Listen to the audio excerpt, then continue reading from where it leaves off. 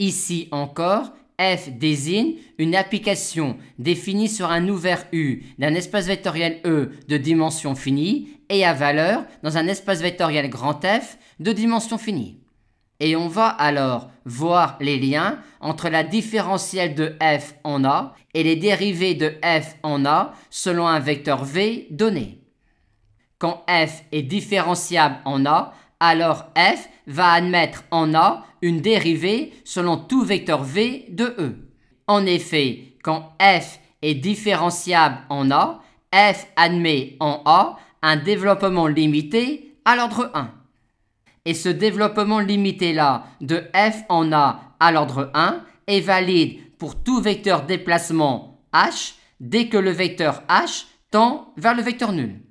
Aussi, du développement limité de f en A à l'ordre 1, va-t-on pouvoir écrire pour toute fonction de la forme t donne f de a plus tv, un développement limité quand t tend vers 0, qui est celui-là, soit encore celui-là, vu que l'on a ici une application linéaire. Et on a alors ici, avec la différentielle de f en A appliquée au vecteur V, l'expression de la dérivée de f en A selon le vecteur V.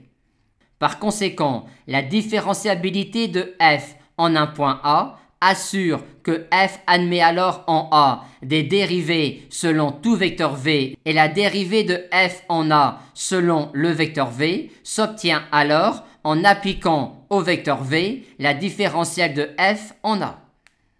Et si on fixe une base de l'espace vectoriel E dans lequel est inclus l'ouvert U sur lequel f est défini, on a alors que la dérivée partielle de f en A selon sa im variable s'obtient en appliquant la différentielle de f en A au im vecteur EI de la base B. À cela, deux intérêts. Intérêt 1, quand f est différenciable en A, on peut alors ainsi exprimer les dérivées de f en A selon un vecteur V quelconque de E à l'aide de la différentielle de f en A et du vecteur V. Intérêt 2, si on a réussi à justifier que f est différenciable en A, ou si on suppose que f est différenciable en A, on peut alors connaître l'action de la différentielle de f en A sur n'importe quel vecteur V de E, ou connaître l'action de la différentielle de f en A sur les vecteurs d'une base B de E, à l'aide des dérivées de f en A selon le vecteur V ou à l'aide des dérivées partielles de f en A dans la base B.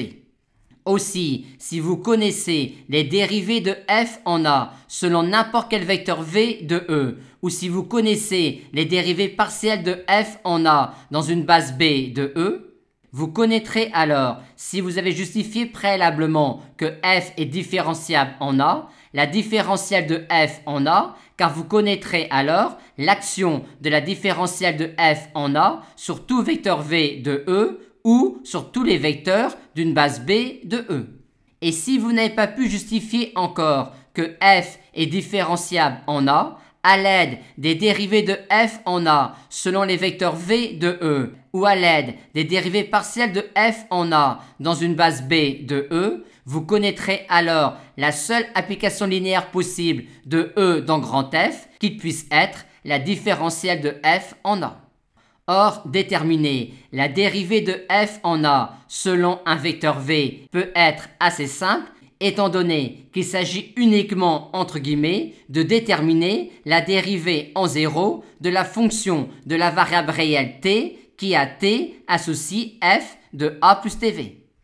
Dans le prolongement de cela, voyons maintenant l'expression de la différentielle de f en A sur un vecteur h quelconque de E quand on fixe une base B E1, E2, EP de E et que l'on décompose le vecteur déplacement h dans la base E1, E2, EP de E.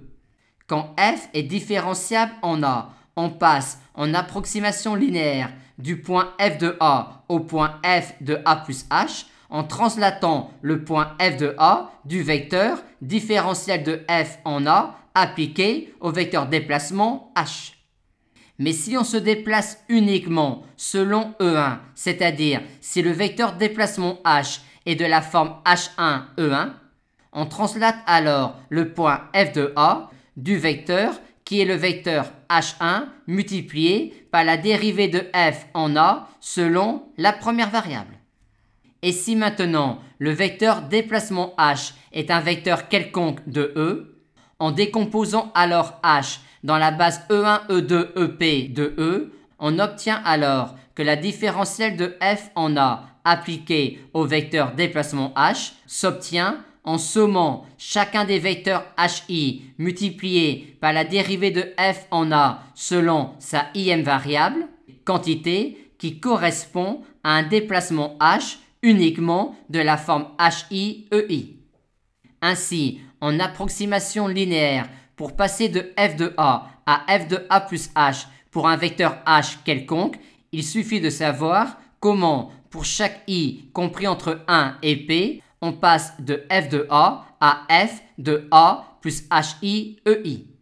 Ainsi, si l'ouvert U est un ouvert inclus dans R2, c'est-à-dire si f est une fonction à deux variables, alors la différentielle de f en un point A1, A2 de R2 est l'application linéaire de R2 dans grand F qui est un couple HK de R2 lui associe ce vecteur-là de grand F.